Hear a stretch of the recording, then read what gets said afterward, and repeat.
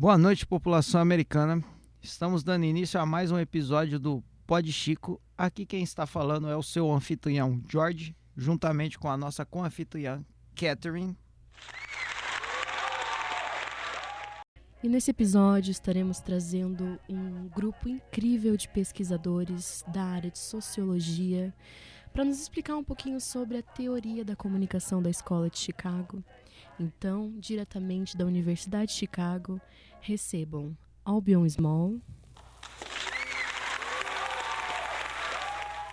Robert Park e Charles Cullen.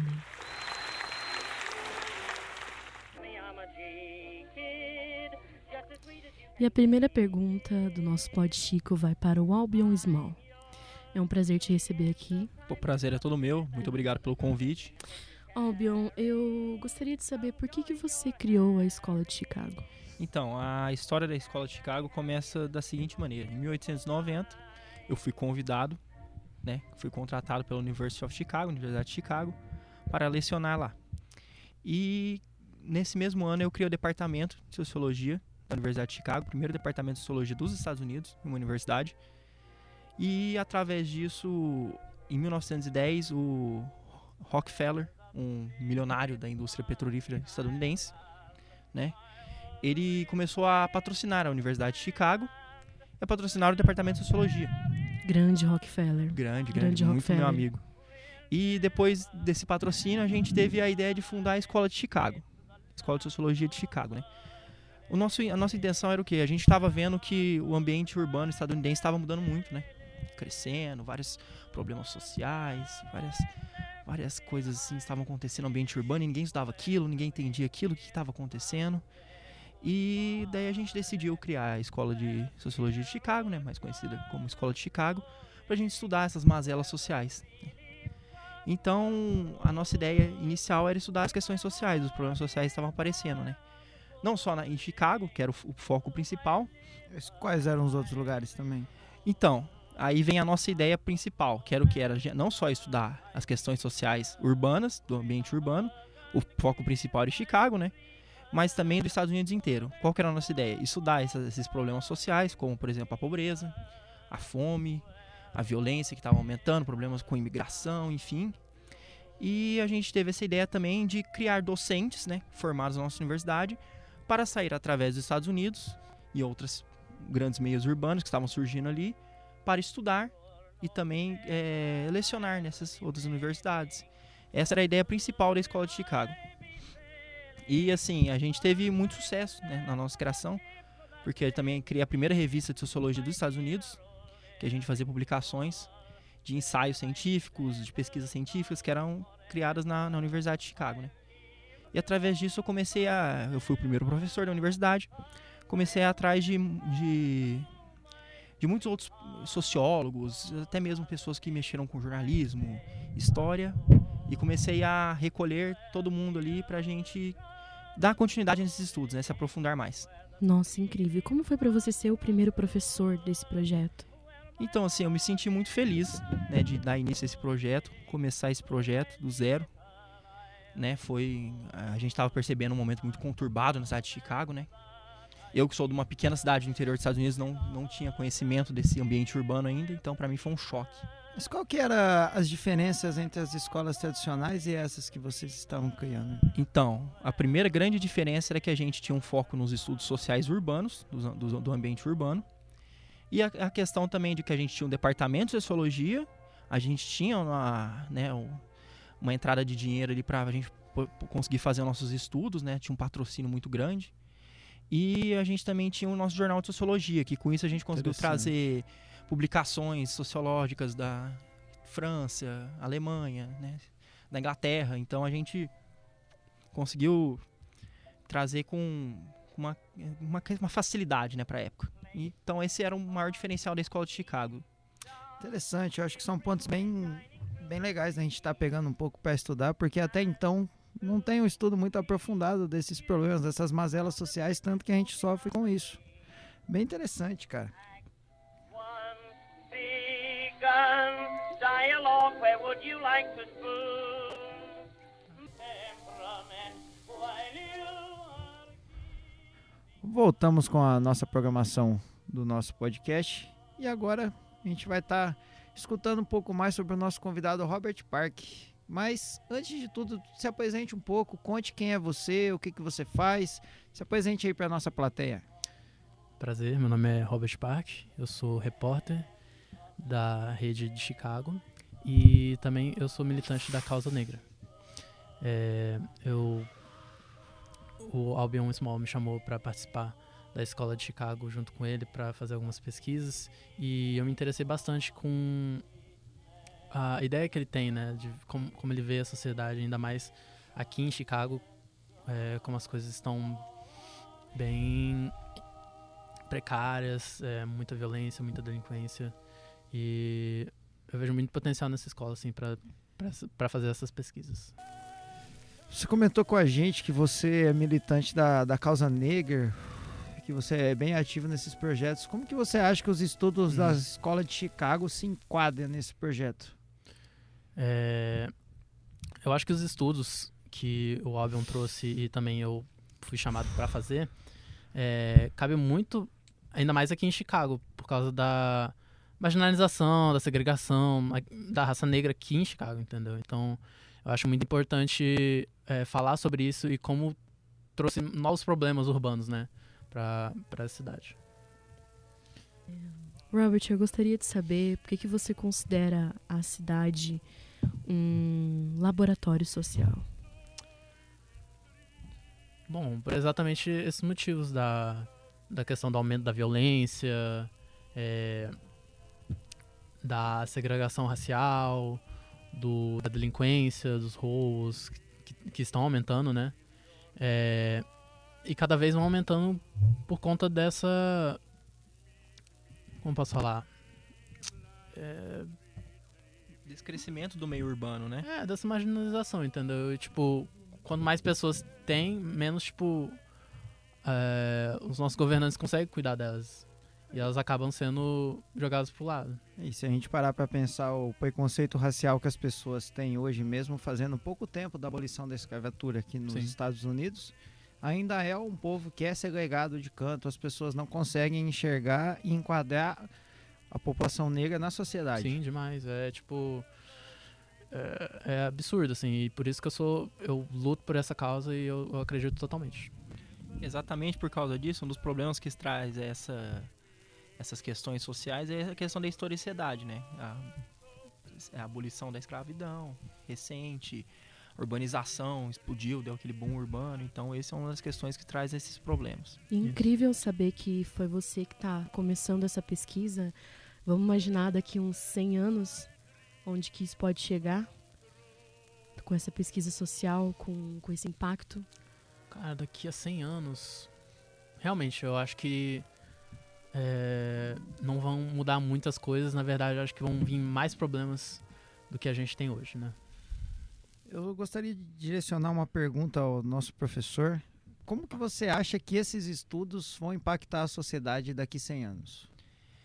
Então, é uma coisa muito difícil a gente falar como que eles vão impactar, né? Até porque é um estudo que começa aqui em Chicago e a nossa ideia é espalhar pelos Estados Unidos, né? Você acha que daqui, lá em 2014, como que vai estar essa população? Então, eu acho que como a gente está vendo mais ainda um aumento urbano, né, esse crescimento exacerbado, eu acho que a população urbana vai continuar apresentando os mesmos problemas e até problemas novos, né? Como o Park falou, né? Tem chance de apresentar novos problemas, então é algo muito difícil você colocar um ponto, né? Quais seriam esses novos problemas? Exatamente, é porque a gente está começando esses estudos agora, mas a gente sabe que a urbanização está acontecendo ao redor do mundo, então a gente sabe que cada lugar vai ter seus problemas típicos, entendeu? Inclusive com os impactos da guerra aí que está acontecendo, a grande guerra, ninguém sabe por que começou e nem quando vai terminar. Quem será que vai ganhar nessa guerra, não é mesmo? Eu aposto as minhas fichas, quando os Estados Unidos entrar na guerra, o negócio vai ficar sincero. Com toda certeza. A gente vai fornecer, a gente tá por enquanto só na área de fornecer as armas aí, mas... Viva América! Aproveitando que Viva América, né, Charles? Com certeza. Deixa eu te perguntar, qual que é a sua pesquisa? Qual que é o foco da sua pesquisa? O foco da minha pesquisa nessas teorias é sobre o grupo primário, né? como que a pessoa ela começa a se introduzir dentro da sociedade, que é através hoje da família, dos amigos em comum, né? Então, o meu foco de pesquisa é esse, é dentro da família mesmo, ali, dos amigos, como esse ser humano vive na sociedade e como ele é impactado através desse primeiro contato. Então, o meu grupo primário seria o foco da pesquisa mesmo. Perfeito. O que seria um grupo primário? O grupo primário é aquelas pessoas que o ser humano, quando nasce, tem contato primeiramente, né? Que é com a Nossa, família, que é com os amigos, a sociedade onde ele está inserida. Então, Existem outros grupos? futuramente existe o grupo secundário, que daí são feitos pelas organizações, as instituições, né? O emprego, aquela outra parte da sociedade onde que ele começa a sobreviver. Você acha que escola você vai estar se enquadrando em qual? Na secundária, porque é após conhecer a família, conhecer os amigos e a sociedade onde ele está inserido ali, que ele vai começar a ter o grupo secundário, que é a escola. Incrível. Eu gostaria de ter feito faculdade, né? Mas infelizmente não tive essa oportunidade de poder estudar. É que não é o seu direito estudar, né? Assim, realmente, eu acho que pra você vai ser bem difícil. Sr. Cully, você acha que o grupo primário está desaparecendo?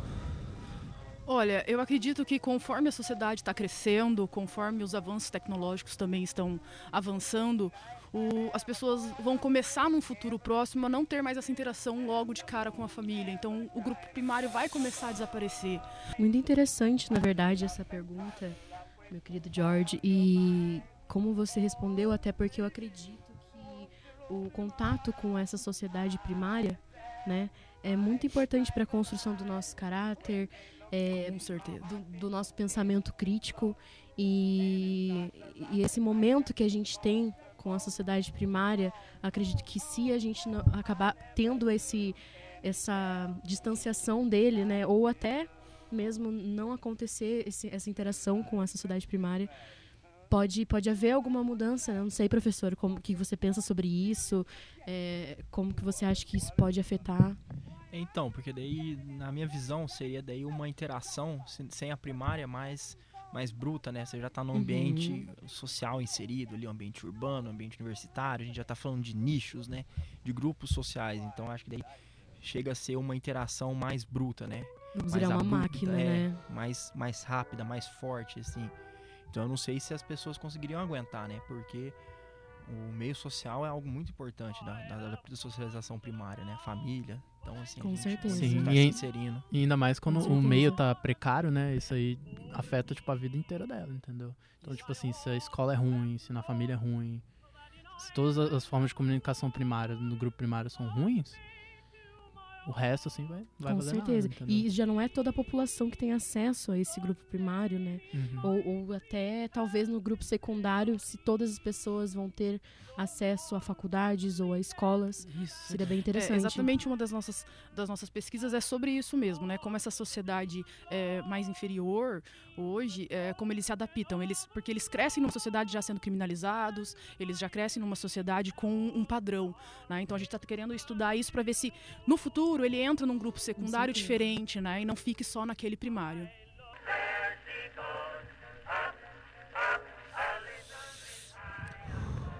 Professor Park, eu estava dando uma olhada aqui nos estudos de vocês sobre ecologia humana, que eu acho que é um ponto bem interessante para a gente mencionar. Ah, sim, não. E eu, como o George, o curioso, gostaria de saber a sua resposta sobre esse assunto. Bom, a ecologia humana eu fiz com o meu amigo Ernest Borges, se eu não me engano.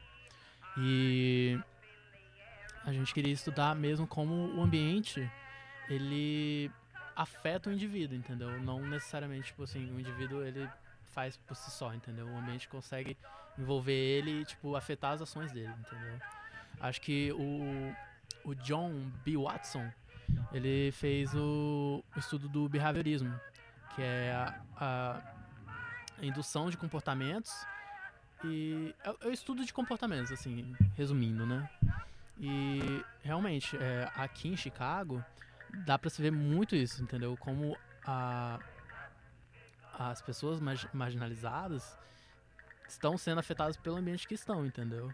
De precariedade, delinquência, violência, criminalidade. Caramba, que Enfim. legal. Então, seria aonde você tá, isso tá te influenciando. Então, Exato. talvez se você acha que, por exemplo, se você cresceu num ambiente muito violento, duas pessoas podem ter caminhos diferentes? Assim, podem ter exceções. Claro, isso aí não pode acontecer, mas a regra, assim, o que acontece mais, o que é visto na sociedade mais, é essas questões. Eu acredito que o grupo secundário ele ajuda bastante nessa parte, né?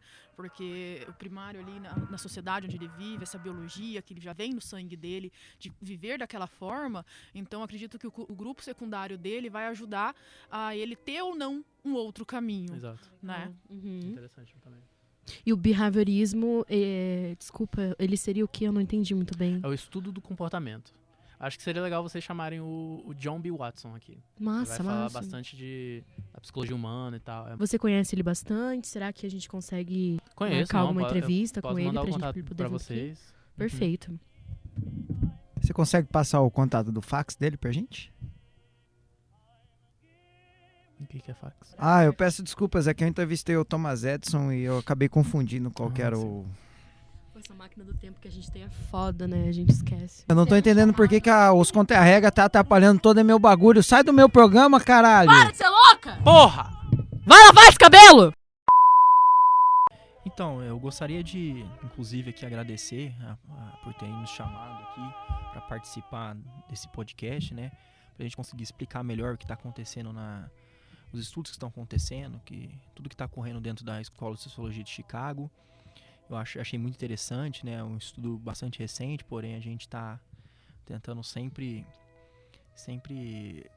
como eu posso dizer, né? Melhorar mais, levar isso para os Estados Unidos afora. Eu acho eu bem gostaria de agradecer a oportunidade. bem interessante, inclusive assim que vocês puderem voltar, eu acho bem legal, porque é um assunto que a grande massa não tem acesso ainda, é um estudo muito novo, que é você estudar um pouco sobre as populações marginalizadas, porque até então ninguém tem olhado com o olhar que vocês estão tendo para essa sociedade. Sim. Eu acho bem interessante. Antes da gente estar indo para os nossos patrocinadores, eu só gostaria de fazer um adendo ao professor. O senhor acha que lá para a década de 70 o senhor vai estar inspirando um personagem que chama Zacarias?